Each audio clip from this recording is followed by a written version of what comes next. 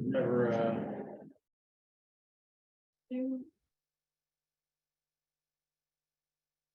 Okay, no, I think we're good. I'll be here on my end. Holler if you need anything. Okay. Well, I guess we'll launch into this, and for you guys who are on Zoom, I'm not sure exactly how you can raise your hand and answer or ask questions, but happy to answer questions. Basically, my name is Warshaw. I've been in the real estate business since 1985, and I have invested along the way and have created a nice rental portfolio. And so I'm going to just kind of share some stories today and tell you what I did to get to the point where I am now. And if you've got questions along the way, feel free to interrupt and ask whatever questions you want. I'd be happy to give you whatever information I can. So as I said, I got started in the real estate business in 1985. Much like you guys here today, I was in a sales meeting at Long and Foster, where I got licensed in '85, and a guy came in and he said, you know, you can make a lot of money selling real estate, but you won't keep any of it unless you own some real estate. And I thought, well, that's interesting. I didn't have any money, so it didn't really help me. But what it did was it opened my eyes to the idea that I needed to look into how could I buy real estate? How could I actually invest? And so as I was in the real estate business, every now and then an opportunity would sort of drop in my lap. And so I decided to try to take advantage of those opportunities as they went along. So the very first property I bought was my own residence. So 2 weeks before I quit my full-time job, I settled on my first house, a townhouse, and then I quit my job and went into the real estate business full-time. I had been working part-time in the real estate business for 8 months, and most of you are too young to remember this, but in 1985, the interest rates were 11.5%. And I was in the midst of my third course in my MBA program over here locally at Loyola, and I had an epiphany, and I thought I should go into the real estate business because I'd been talking to a friend of my mother's who said, you know, you really need to develop a second income stream. So I thought, I don't know what I'm going to do, but okay, sounds like a good idea. So sitting in that class, and I realized I should go into the real estate business. So I walked up to the instructor after the class. It was a statistics class, by the way, so it wasn't terribly entertaining. And I said to him, I said, look, I'm going to drop the class. I'm going to go into the real estate business. And he looked at me like I was out of my mind.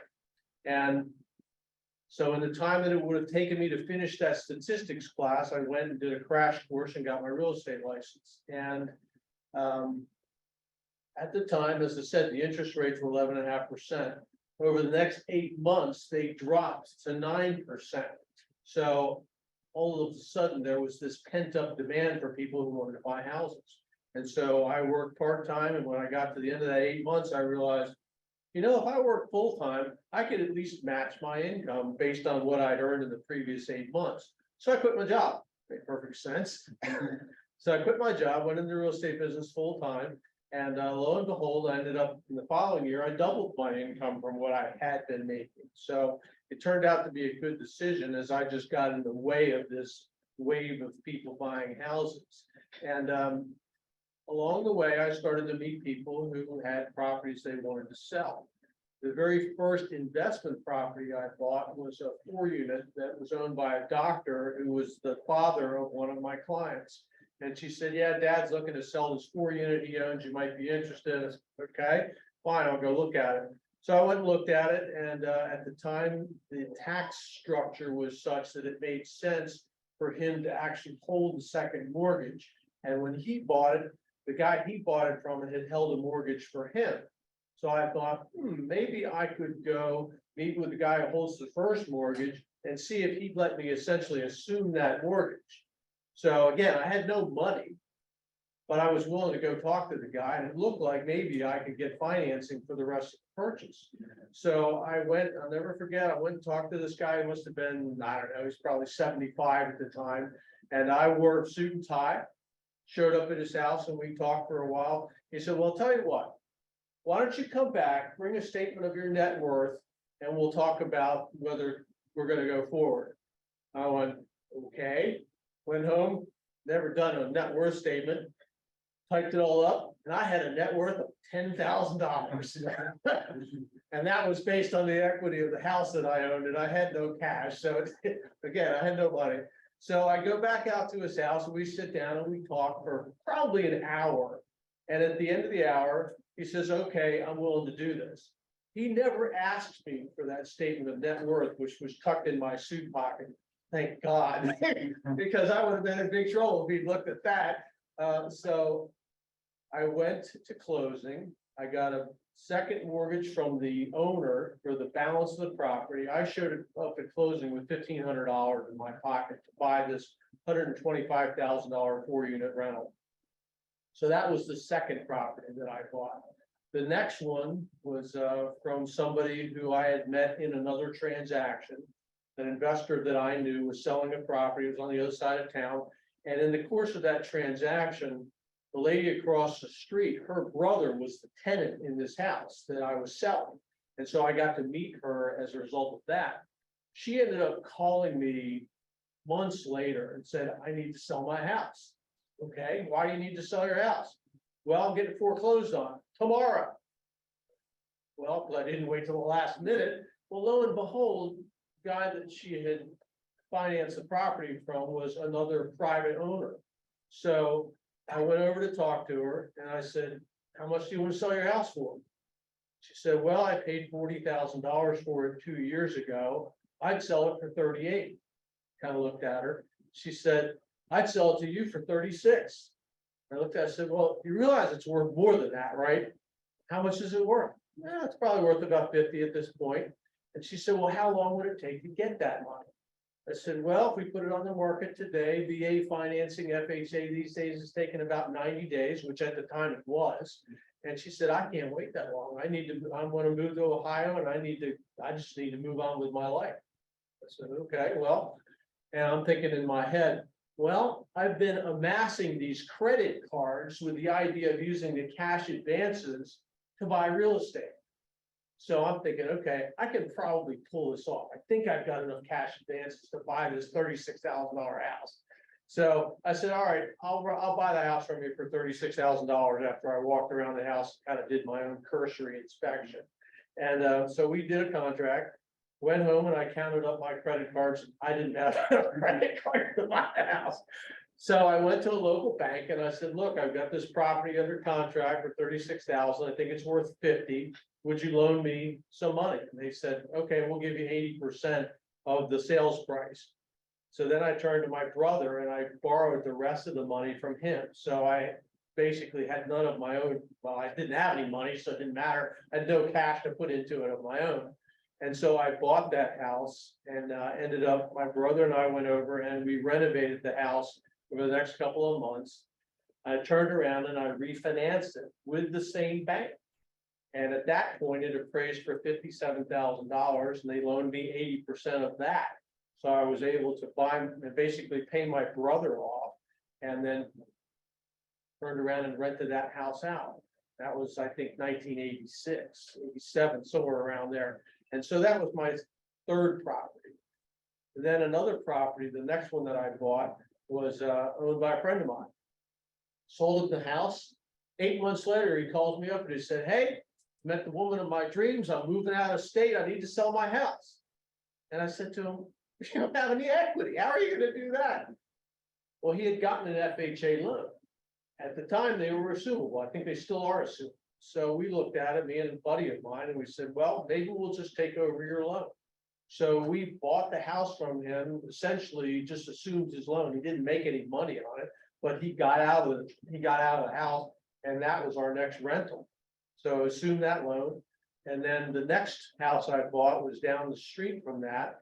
And that was another townhouse. And that one was owned by a lady who owned it free and clear. And she was willing to do owner financing. So you're picking up on a theme here that the first group of these houses that I bought were all owner financed. And she was willing to let us buy this property owner finance, so that's what we did. So that took me through 1990, and at that point, I didn't buy anything for the next 5 years. Had these rentals that people were paying their rent, and my thought was, okay, as long as they pay the mortgage off, then eventually I'm gonna own these houses free and clear, and I'll have an income stream. And that was my whole idea, was somebody else was going to pay for an asset that I was simply managing. So that was the idea. So got out of the real estate business in 1990 because I had it dawned on me that the business kind of goes up and down. And I was talking with a friend of mine who was an accountant, and he said that he was looking for businesses. And I joked with him, I said, well, I'll tell you what, if you ever find a business I can run out of a golf cart, let me know. Well, he called me up 8 months later, introduced me to a business I'd never heard of. But anyway, long story short, I got into that business, and 5 years later, I was actually making money with it. And a friend of my wife's was looking for a place to move. And it turned out that a lady that she worked with lived next door to a house that was coming on the market. So she said, why don't you buy this house and I'll move in there as the tenant? And we said, okay. So we buy this house. I think it was $90,000. And so she got as far as getting her mattresses onto the front porch. So you can see where the rest of this happened. She never moved in. Now I'm stuck with this house. Like, okay, so I turned around and I started renting that out. And another 4 years went by. So now I've got these properties, and we're making a little bit of money, but not a ton of money on them. And at that point, my brother and I were talking. We both kind of recognized the fact that neither one of us had a retirement strategy. And so we thought, well, maybe we should work together. Maybe we should start investing intentionally in real estate, because all these deals that I had done were sort of like stuff that fell in my lap. It wasn't stuff that I wasn't out there combing the bushes, if you will, looking for things to buy. This just kind of like dropped in my lap. And because I looked at it and said, okay, this makes sense, I bought it. Okay. So my brother and I was talking to the guy that I knew from church. And he was buying these crummy little houses in Baltimore City. He was buying them for like $20,000 to $30,000 a piece. He'd put 10,000 in them. He'd turn around and do that refinance. He'd pull out an extra 10, pay off all of his debt, his renovation costs, and he'd turn around and rent them out to Section 8 tenants. And he was making about $250 a house. They had 40 of them, so he's making $10,000 a month doing this. We thought, okay, well, maybe we should go look in this neighborhood where he's buying. So we go to that neighborhood and we're wandering around and we're looking at houses, and we see, okay, well, maybe there's one that we're interested in. And so we see the sign of the property, we go to the website, and this property was owned by, I think it was Maryland Housing Authority or Department of Housing and Community Development. I forget which one it was. But in any case, as we're looking at their website, I spotted an address for another property that they had advertised. And the weird thing is it was listed as zip code 21218. But I recognized the street name, and I thought, I wonder if that's the wrong zip code. I wonder if it's actually 21228 in Catonsville, which is where we live. And so we drove over, and sure enough, there's the sign in front of this house. For 3 years, they'd had the wrong zip code. So we decide, after we go into property, it's a total rehab gut job we were looking at. We decide, okay, we're going to make them an offer. So Friday afternoon, it's listed on their website for $52,000.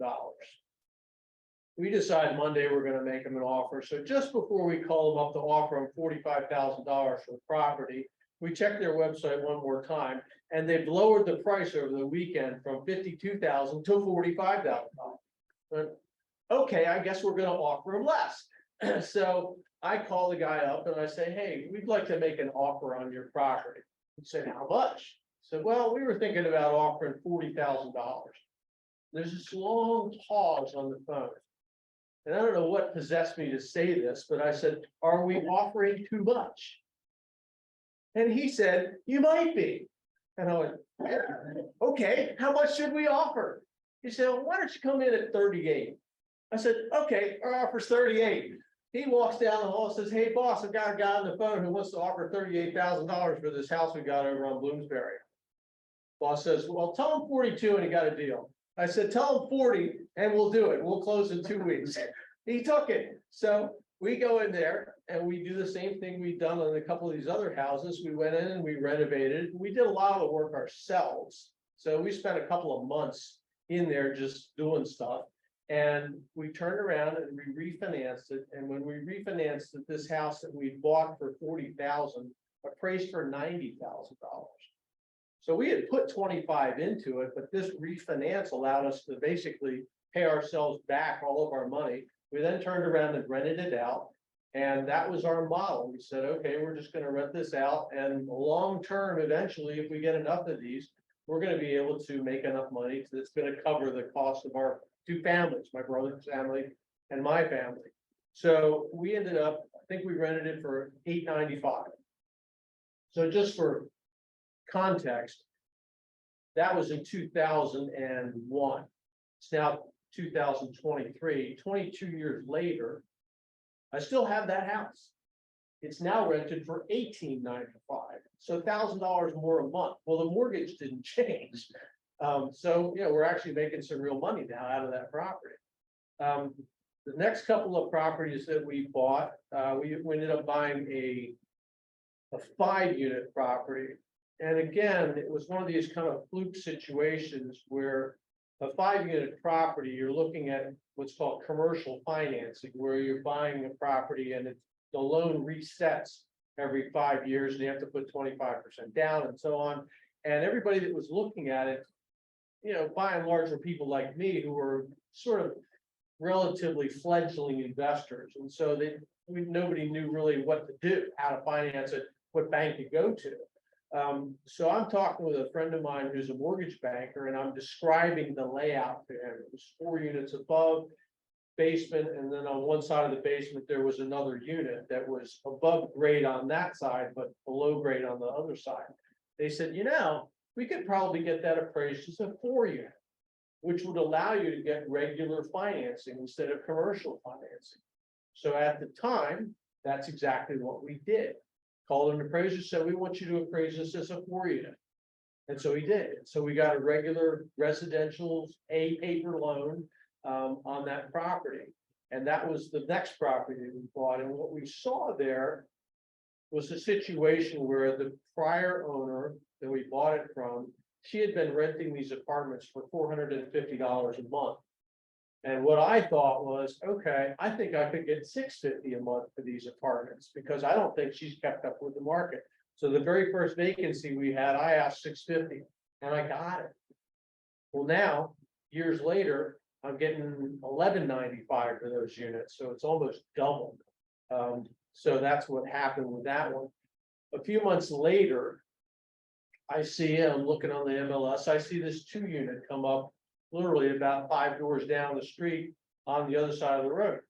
And I thought, that'd be kind of a good idea to buy properties on the same street. It would make life easier because we don't have to make as many trips around town to be able to maintain these properties.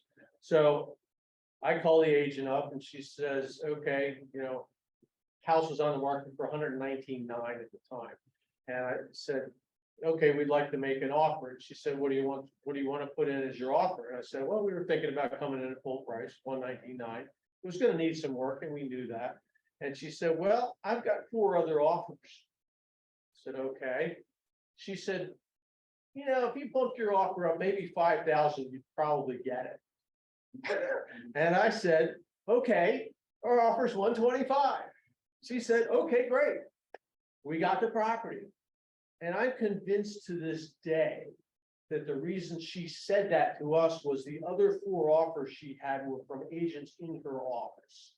And she didn't want the politics involved of, well, why did you take her offer instead of mine?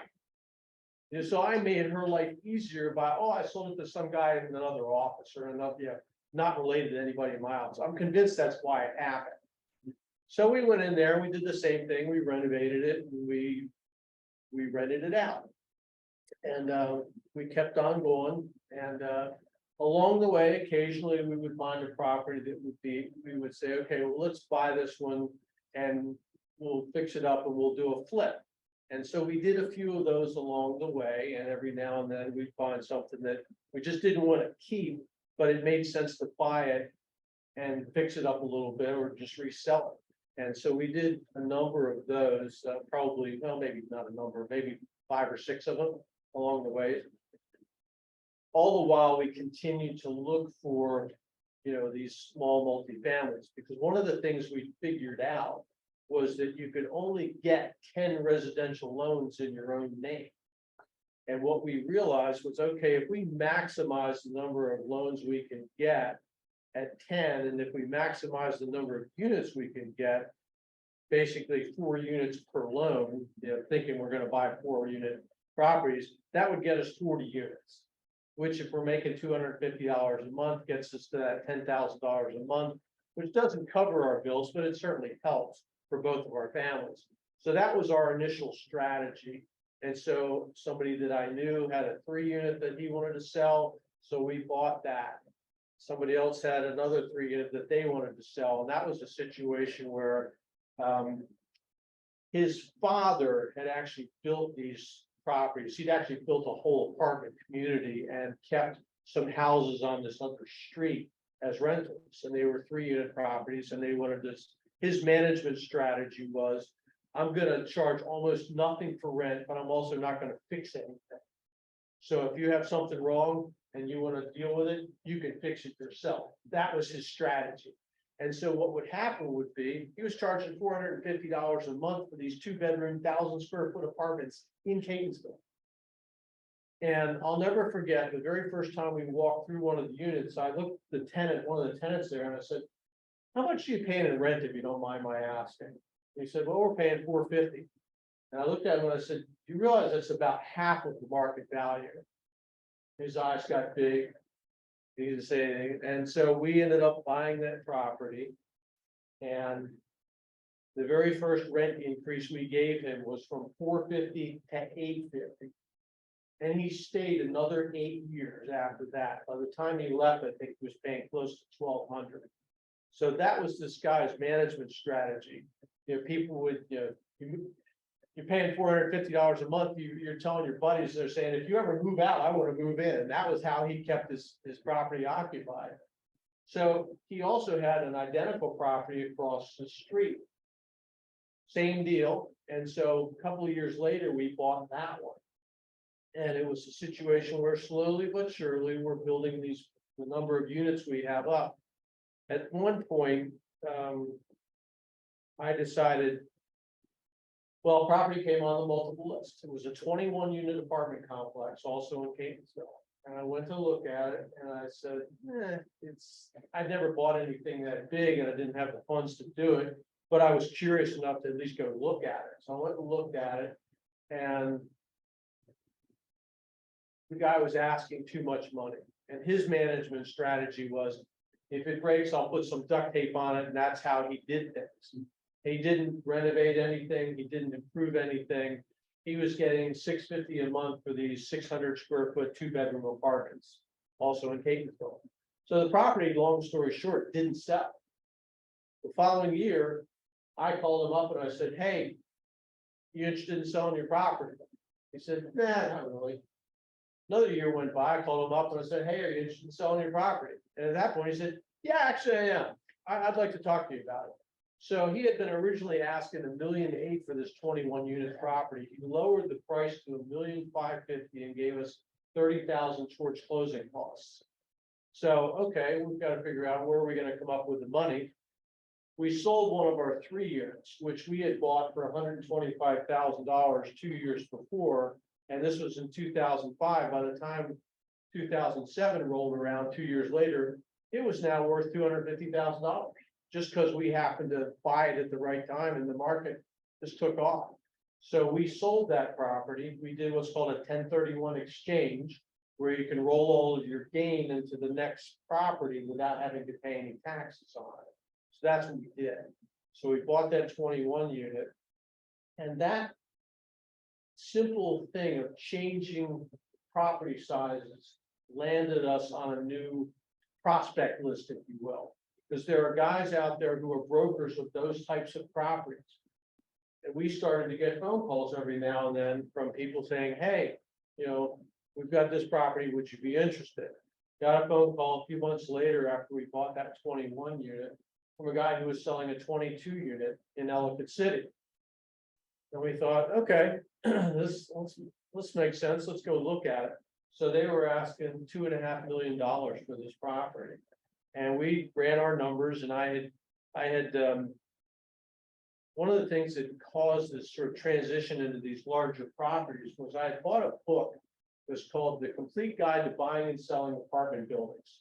And this is actually, you can still buy this book. It's on Amazon. It's an old book, but the principles are true. And what this guy was saying was, you go and you buy a property and you raise the value of it by increasing the income from it, and then you resell it, and then you transition to a larger property and a larger property and a larger property. That was his idea. His thought was, okay, eventually you get to 1,000 units. Well, I didn't really want to buy 1,000 units, but I did want to increase my numbers. So that's what got me interested in trying to figure out how to buy more units, because we recognized, all right, we need 100 units to pay the bills for both of our families, because we figured, okay, if we get to 100 units, that's $25,000 a month, which we could split. So, in theory, we're making $100,000 a year or thereabouts. Me and also my brother, that was the idea. So that's what got us interested in started transitioning out of the ones and twos.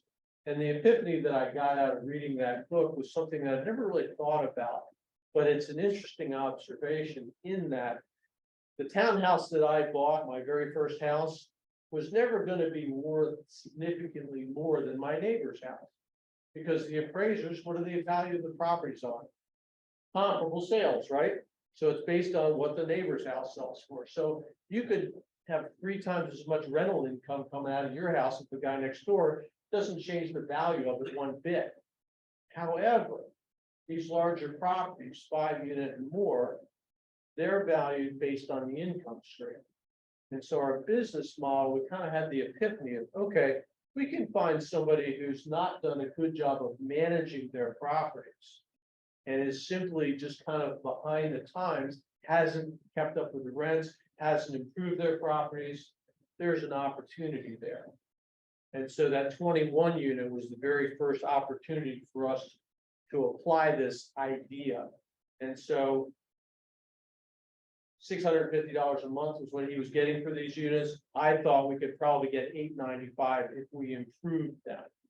So the very first unit that was vacant, as we were buying the property, we renovated it. And sure enough, we got $895 for that apartment.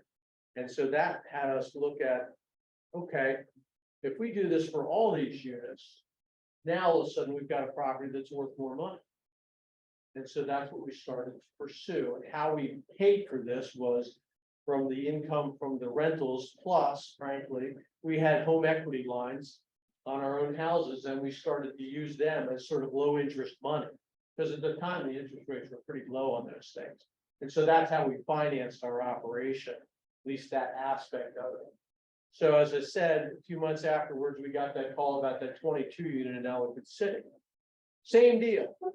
We ran the numbers, and the guy that had published that book, The Complete Guide to Buying and Selling Apartment Buildings, he also had an Excel spreadsheet that he was selling for $100, which allowed you to plug in all the numbers and figure out, okay, is this a good deal or not? So I spent the $100, and I got this Excel spreadsheet, which honestly I had used up until very recently. And I plugged in the numbers on this thing, and I thought, okay, based on what I'm seeing here, this unit or this 22 apartment property, in which they're asking $2.5 million for, our number came in at 2.1 million. So we made them an offer at 2.1 million, and they didn't take it. 4 months later, I get a call from their agent saying, hey, are you still willing to pay 2.1 for this property? My sellers are more interested in your offer now. And I said, yeah, we'll do that. So we ended up buying this 22 unit. So we then went about renovating those units and raising the rents. And So that was 2007, end of 2007 when we bought that one. We didn't buy anything for another 5 years as we were busily sort of absorbing these and paying the renovation costs and increasing the value and that sort of thing. And we weren't really looking, we weren't actively looking for more properties. Again, a couple of these is really just sort of falling in our lap. So 5 years later, that townhouse that I bought from that lady who wanted to sell it to me for $36,000. At this point, I've now got it paid off. Years and years, it's 25 years later since I bought that property, now paid off. And I decided it's such an aggravation to drive that 35 minutes one way to rent this property out. I think I'm gonna sell it. Because my strategy was, it's such a pain, I'll take whoever's willing to fill out an application. Because I didn't like driving back and forth. Now, that was not a good way to get good tenants, but that's what I was doing. So eventually I decided, okay, I'm gonna sell this property.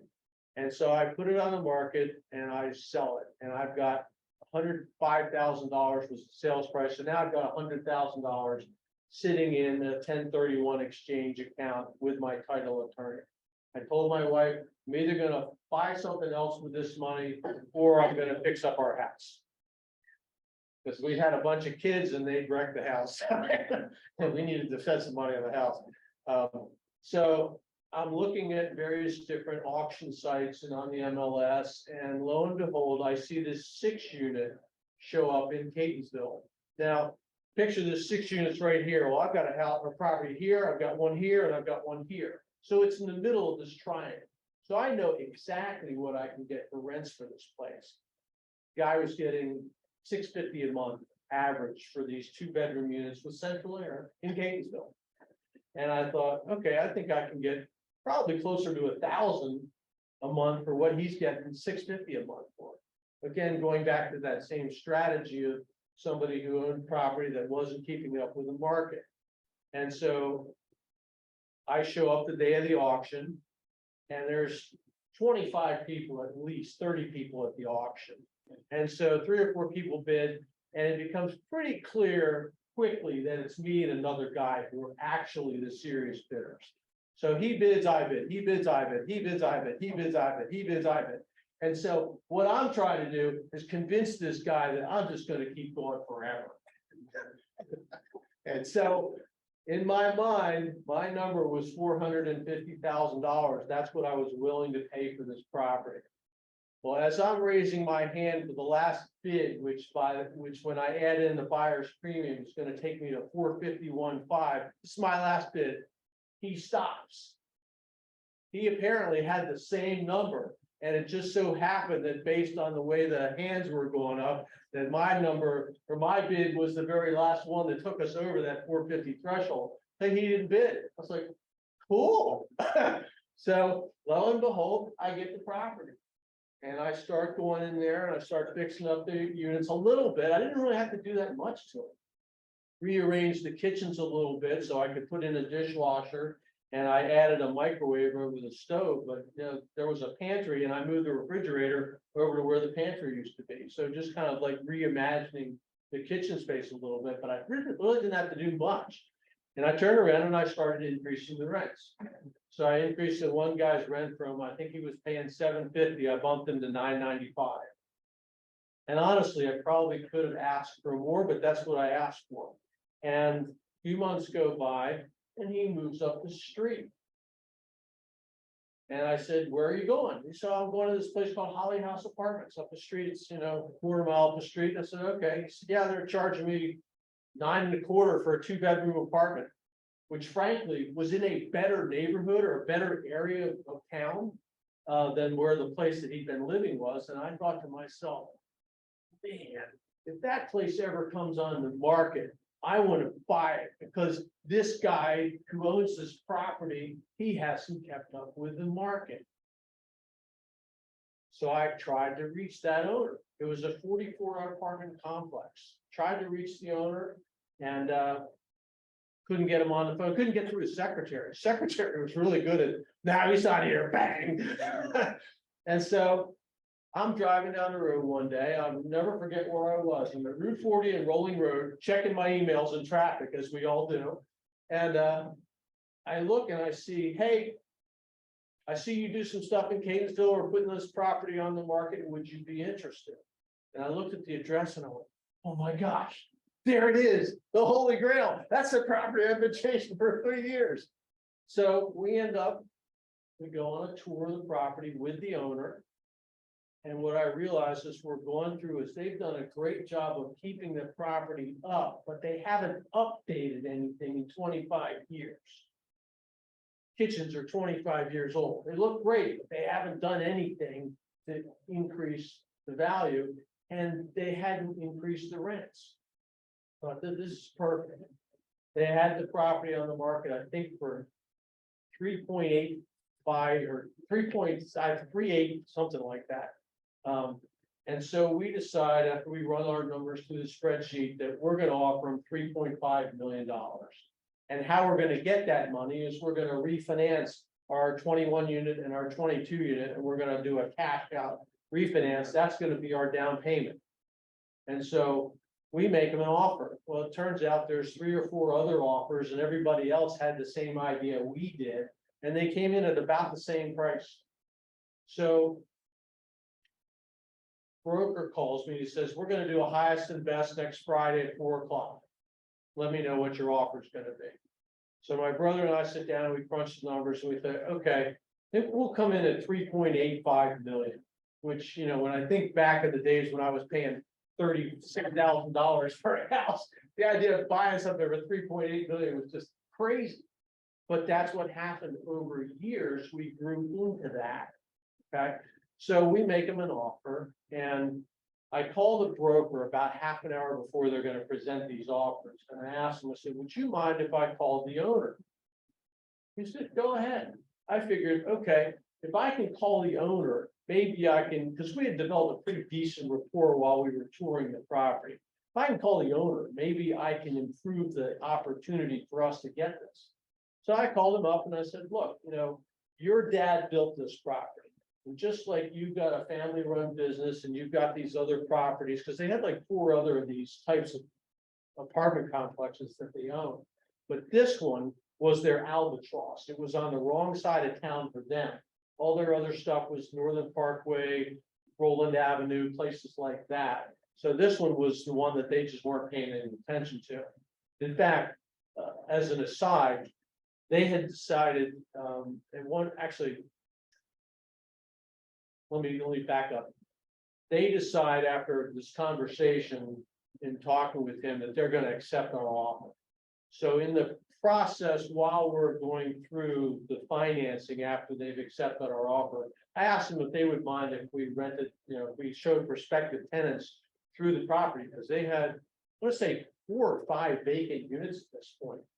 And what we saw there was their net operating income was like $236,000 a year. And we thought, based on what we think we can do as far as rent increases and reducing costs, because as we looked at their bills, they were paying for all the heat. And we thought, wonder if there's a way that we could get rid of that cost. And so we contacted a company who said, well, we can put meters on the furnaces. So that way you can submeter the gas and the water, and you can pass that cost on to the tenant. Well, that was, somebody has a question? I'm sorry. Somebody's trying to come in. Okay. They were admitted.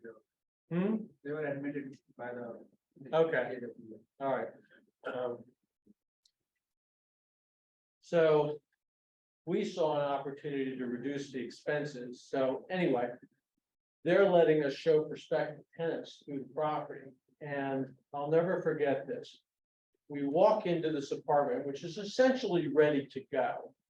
It needed probably 4 hours worth of work. And the person I was showing through was interested and said, well, when could this be available? The guys who was showing us through, he was kind of their property manager, handyman, jack of all trades. And he said, well, he looks around, he said, well, it's like March 3rd probably by the beginning of April. And I'm looking at him and I'm thinking, this is 4 hours worth of work. You should be able to have this ready by tomorrow. What, you know, no wonder they got vacancies. So that was an epiphany just in terms of how long it was taking them to get things done. So this is a classic case of just somebody not managing this property well. So long story short, 5 years go by, we renovated the apartments. I looked at our net operating income, and sure enough, we had more than doubled that $236,000. It's over, it's like 570 some thousand dollars a year right now. So when you look at that and you do the evaluation, and you say, okay, how much is that property worth now? Based on the numbers, it's probably worth $8 or $9 million. And we didn't spend 5 more million on top of the 3.8 that we bought it for to get to those numbers. We probably spent less than $1 million. But again, from the standpoint of creating long-term wealth, which was what this guy in my real estate sales meeting said the day I walked in as a brand new agent, and said, you're not going to keep any money. You can make a lot of money, but you won't keep any of it unless you own some real estate. This is how it played out long term. So 25 years later, 30 years later, you know, we went from a situation where I had zero money and zero net worth to, you know, a lot more. It's worked out. So I've talked a lot. I'm kind of curious if anybody has any questions. I said it because I came late, but how did you start from? I'm not gonna do. So the very first properties that I bought happened to be properties that the owners were willing to hold financing on. So I bought a 4-unit where the owner was willing to hold financing. So I basically bought this property for no money down. In a classic no money down scenario, I was able to buy it because I didn't have any money, but I thought, okay, it'd be really good if I could, you know, actually own a property somehow. And so that one just kind of fell in my lap. It was the father of a client who I was working with, helping them buy a house. And she said, my dad wants to sell a property. Okay. I bought another one, similar situation where somebody was about to lose their house to foreclosure and was willing to sell it at a big discount to get rid of it. And I went to a bank and I said, look, I've got this property under contract for 36,000. It's worth 50. And they were willing to loan me 80% of that 36,000, and I borrowed the rest from my brother. Again, I still didn't have any money. So that's how I kind of got started. And then gradually over time, it built up. That 4-unit one, you said you just took the mortgage over?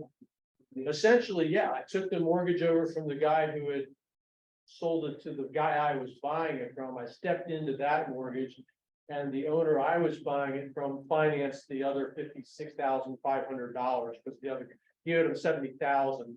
So I was buying it for 125. So, you know, whatever that number was, he financed the balance. So I walked in with 100% financing, no money out of pocket. You know, thinking back on it, I'm not even convinced I actually ran the numbers to see, you know, am I going to make a profit? Maybe I did. I honestly don't remember. It was just like, oh, I can buy this property. Maybe I made a little bit of money, but you know, it wasn't making a killing. How many units you have now? At this point, we actually sold the 22 unit in Ellicott City back in September. So at this point, I have 90 units, 90 or 91. It's kind of funny that 22 unit, the guy that we bought it from, probably 5 years after we bought it from him, he started chasing us to buy it back because he didn't really want to sell it. It was just difficult economic time. He needed to raise cash. So that's why he was putting it on the market.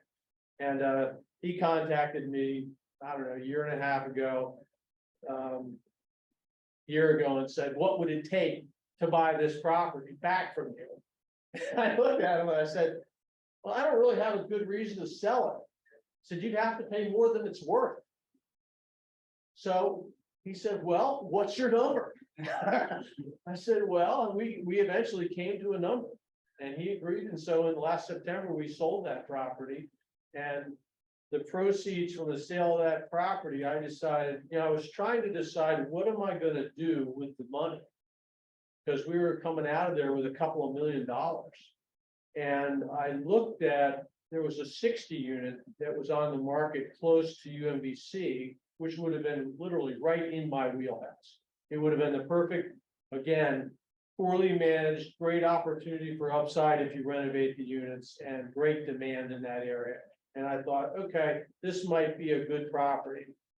And after talking to my wife and kind of thinking things through, I mean, I'm 65 at this point, and I looked at it and I said, okay, do I really want to spend the next 4 or 5 years having to deal with this property before it actually makes any money? And once it did make money, it was going to make a lot.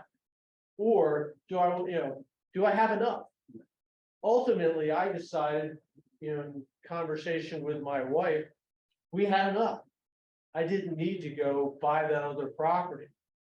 So now I'm basically working kind of part-time. I manage the properties myself. I have a great contractor who does all of our work for us. He's been with me 15 years now. He actually lives in that house that I told you my wife's friend was going to move into. Well, he ended up moving into that property about 8 years ago. So he lives there, so I don't have to worry about that property anymore. But ultimately, we decided we've got enough. When you first started, you were managing yourself? Properly. Say that again. When you first started, you were managing. We've always managed them ourselves. Yeah, we've always managed them ourselves. That was just something that we felt comfortable doing. One of the things that we did intentionally after we made some mistakes along the way, I had bought a couple of houses in Dundalk. And it was the same thing as that very first townhouse I bought on the other side of town, where I was putting people in there who were willing to fill out an application just because that way I didn't have to keep going back over there to show it. And so eventually I learned my lesson that, you know what, it makes a lot more sense to buy stuff if you're self-managing that's kind of on your beaten path, where you're gonna be anyway. And so that's what we decided to do, is really focus in on a specific area here. Yeah. Would you disclose your identity to your tenants, or just, would you tell your tenants that you're the owner and the management? Oh, yeah. Yeah, well, it's very transparent. I tell people from the beginning, I'm the owner. They've got my cell phone. And I will tell you something interesting along those lines. Remember what happened when COVID hit? And you couldn't evict anybody? There was an eviction moratorium. And there were people who owned properties that their tenants just stopped paying. And guess what? Those people lost those properties because they couldn't keep up with the mortgages. Well, because of the, I'm going to say, transparency that we had with our tenants, we didn't notice COVID. Didn't notice it. Our tenants paid us. Why is that? Just because we had good relationships with them. To the point where if I've got a unit coming open that needs some work, I can contact another tenant on the same property and say, hey, would you be willing to let me show your apartment, because I've got a unit coming over here, but it doesn't really show very well. Would you let me show your apartment? And I have units that I can show in every property like that, because we've developed that trust. Frankly, we take care of them. Somebody's got an issue, a repair issue, we deal with it, we fix it. And the other thing is we fix it right. We don't put duct tape over it. We do the right thing because, we would like to fix it in a way that, we would like it if it was our own house. So that's we've been able to develop those relationships. And so from the standpoint of, yeah, people have my cell phone, they call me up, sometimes I'll get text late at night or whatever. And for me, that's just kind of part of the business. I got a quick question. Yeah. So did you maintain your license during this whole time? Yeah. Actively work as an agent, or you're just kind of working for yourself under a brokerage? So I got my license again Okay. in 2001 because we kind of realized, okay, it's easier if I get my license again, so I don't have to chase other agents around to get me into properties. Sure. So that was my initial reason for getting it again. I, had been unlicensed for 10-year period. And so I got my license again, and what was interesting about that was I started talking to people about what we were doing, buying this house and fixing it up. And people that I knew started saying, well, hey, if you come across this, let me know. And so 8 months later, this friend of mine who said that, I showed her 3 houses over the course of 8 months. After 8 months, we found the right house for her and she bought it. And so what started to happen was I actually started to do some brokerage business, just kind of stuff that fell in my lap. I've never really looked for it. But in 2006, I think I made close to 200,000 in commissions, just because.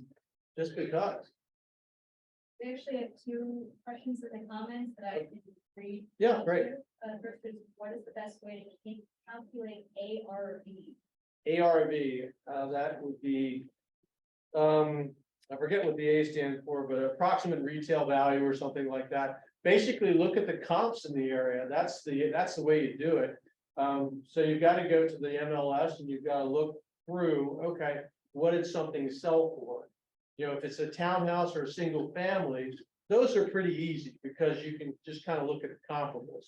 If it is a multifamily property, 5 units or more, then you start looking at what's called capitalized value, which is a very simple thing to figure. It's okay, if I want to make X percent on my money, let's say I want to make, I don't know, $6,000 a year. How much money do I have to invest at 6% to get $6,000 a year? We have to invest $100,000 to get $6,000 return.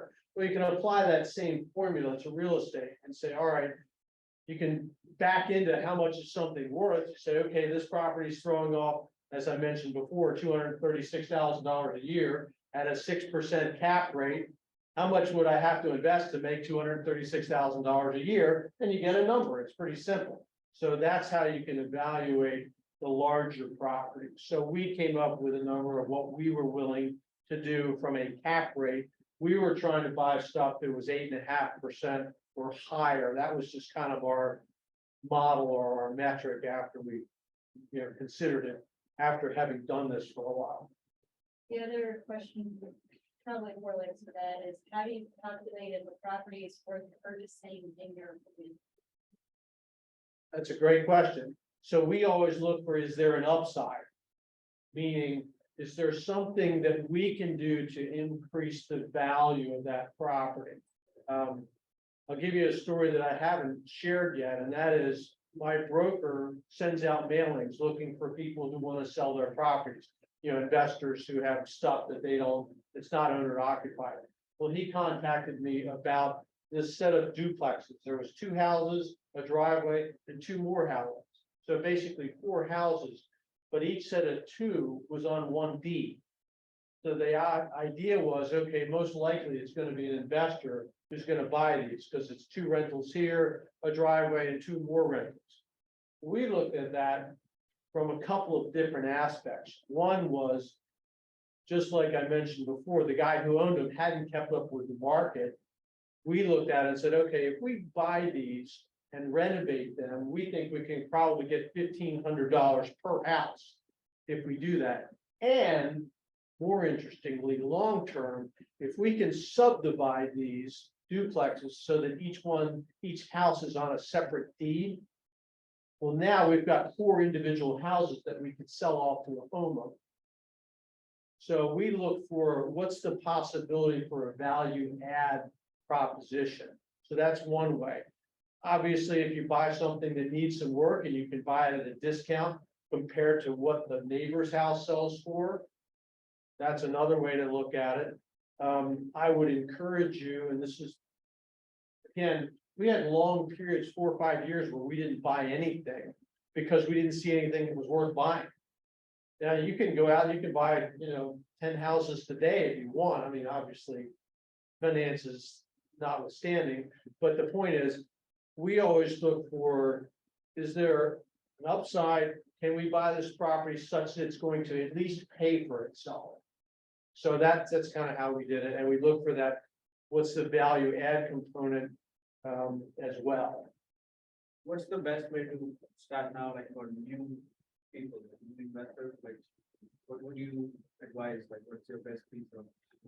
My encouragement initially would be to, if you don't own a house, buy your first house, buy your primary residence. That's the place to start.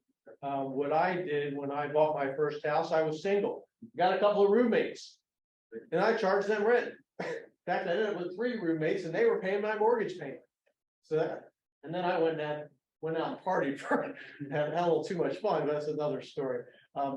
But that would be the first place to start. And then the next thing is just start to look at, okay, keep your ears open. Tell people you know, hey, if you ever know somebody who might want to sell a property, let me know, because I might be interested in buying something.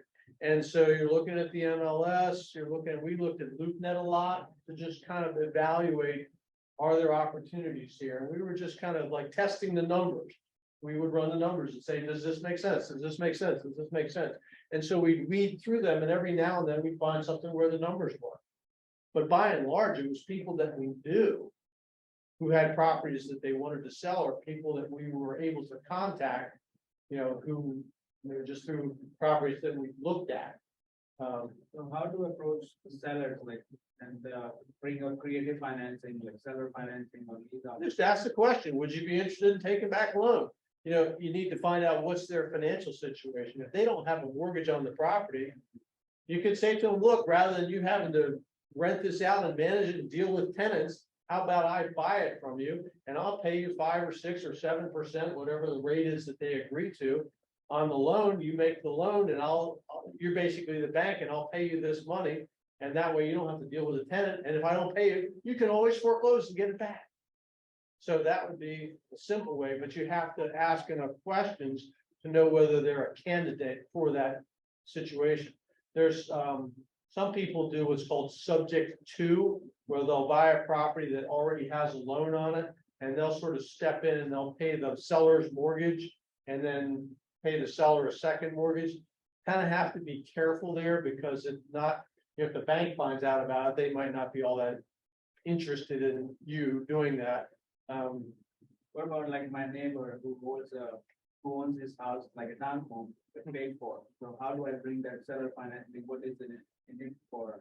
Just say, have you ever thought about, does he have it rented out to a tenant now, or does he live, He's living, does he want to move? not really.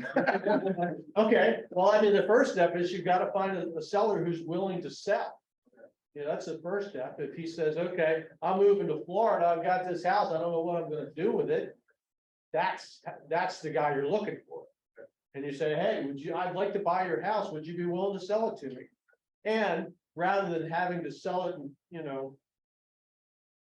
or rather than having to rent it and deal with a tenant, how about I buy it from you and I'll pay you? Just like you or the bank. Yeah, exactly.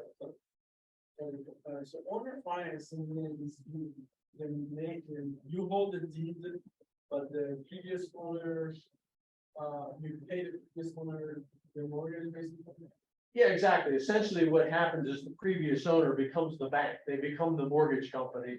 You have the title in your name, and there is a deed of trust, financial document, a legal document that says you're going to pay them X dollars a month.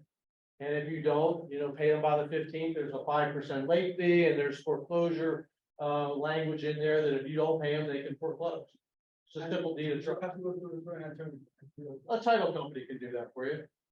Yeah. And what's gonna happen with the original mortgage lender of the previous seller? So if they've paid the property off, there is no other mortgage. If they don't, if there is still a mortgage in place, that's what I was mentioning with it. It's called subject to an existing loan. That's where you want to talk to a title attorney and say, okay, here's my situation. How do I keep myself from getting in trouble here? Okay, but people do it all the time. Then subject to the due on sale clause, right? Like, and Correct. Yeah, due on sale clause means that the bank can call the note at any time. Yeah. Now, I will tell you that I don't really think, particularly in this day of automated mortgages or automated mortgage servicing, I don't think they're really paying any attention to that. As an example, we own property that we bought in our own name years ago, which we transferred into an LLC. Now, in theory, that should have triggered the due on sale clause. We send the banks the checks in the name of our LLC, which we've been doing for 10, 12, 15 years. They keep cashing checks. And they haven't called us to say, hey, pay up. We have two more questions. One is quick is, what was the name of the book that you were mentioning about selling apartment buildings? It's called The Complete Guide to Buying and Selling Apartment Buildings. It's by a guy named Burgess, Berges, and you can buy it on Amazon. I think it's about $15. A complete guide of buying and The selling. Complete Guide to Buying and Selling Apartment Buildings. I think the guy's name is Stephen Burgess. And the other question, which is probably taking back on someone else's question, how would you do it all over again in today's market if you were to start now? Assuming you didn't have much money and didn't have contacts that people offered you their property. Well, you kind of have to beat the bushes and find those people. So it's either people that you meet along the way. Some people cold call sellers. Some people send out mailings. You can send out mailings to absentee owners. Just say, would you be interested in selling your property? They're just like direct mail. You're going to get 1% or whatever return. But if you send out enough of them, you'll get contacts, and then you just got to get on the phone. It does make it more challenging. But everybody has a circle of influence. So it's just a question of, in theory, we all could, in 5 steps, be connected to anybody else in the world. They've proven that to be a fact. That somebody knows somebody who knows somebody who knows somebody who knows the president of the United States, etc. They've done that research, and it's true for everybody. Kevin Bacon, right? Yeah, or Kevin Bacon. 5 degrees. 5 degrees of separation. Yeah. Exactly. Yeah, it's true for everybody. Is Craigslist a good place to call like landlords who are renting out their places, whether they're willing to sell? I would say that any source is a good source if you turn up something. It really is a matter of just continuing to look for opportunities. What's interesting is people who emigrate to this country from other countries, they see the US as the land of opportunity, because it is. You can go out there and you can make incredible things happen because there is so much opportunity. So it really is a matter of how much am I willing to work. How old were you when you kind of got started here? I was 28 when I got my real estate license. When my brother and I started investing together, I think I was 43. So most of what we've done has happened in the last 20 years. So, I think when I was 43, those other properties that I had bought in my earlier years, I think I had gotten to a net worth of about $1 million at age 43. But when he and I started investing together, well, that number's gone up dramatically as a result of, what we've done over the last 20 years. And like I said, we weren't buying properties every other week. There were years when we didn't buy anything just because we didn't find an opportunity that made sense. Are you investing full time now? Just investing? Well, no, is the answer to your question. Am I investing full time? No, I'm really working part time. I probably work, I don't know, 10 or 15 hours a week at this point. Are you still working as an agent or just? I still have my broker. I still have a salesperson's license, and as people approach me who I know saying, hey, can you help me buy or sell a house? Sure, I'm not, it's icing on the cake. Right. It's 10 or 15% of my income. Where we can find more about it? Are you on social media, Facebook, Instagram? So I do have a Facebook account. I have not done, I'm kind of honestly experimenting with this idea of, is this something else I can do to be helpful to other people? I've talked to a couple of groups of agents like this over the past year or so. I'm just trying to feel out, is this something I want to do? Really? But yeah, I do have a Facebook account. I actually did bring business cards if you want one. I'm happy to hand you one. Yeah, I would like to get your contact number. Yeah, that's fine. Do you have like If you have a business card with you, I can also just type it in to the chat for anyone if they have questions. If that works. That's fine. I mean, my email is very simple. It's just artwarshaw@gmail.com. Yeah, I got it early enough that I didn't have to put numbers into it.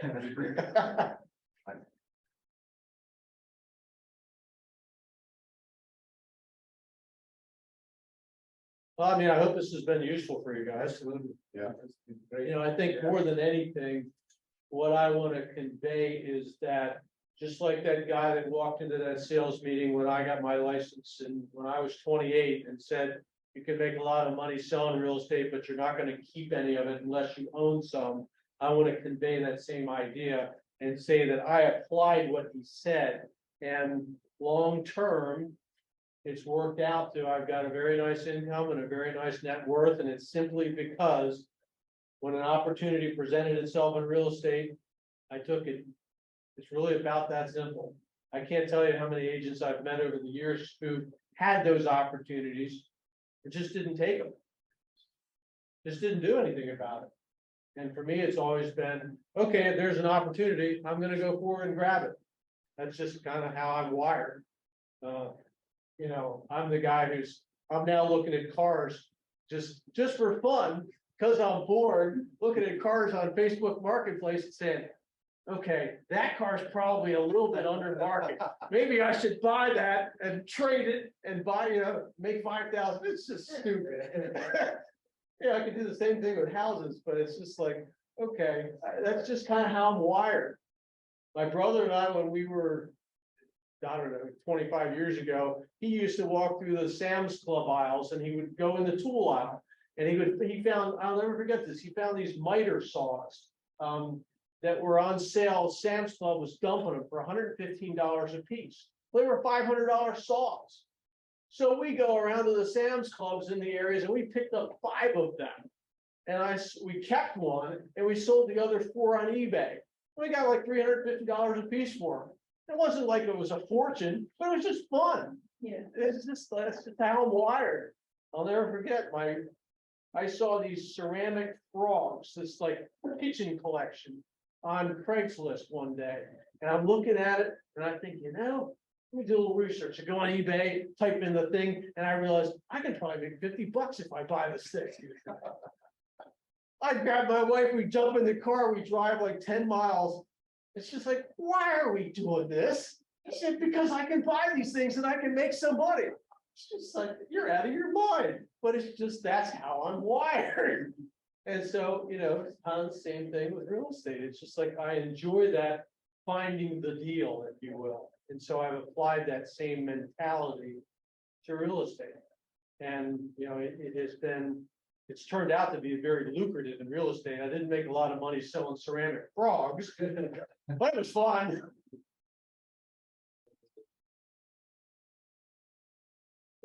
Thank you, popping up in the chat as well. Now it's been my pleasure to run my mouth.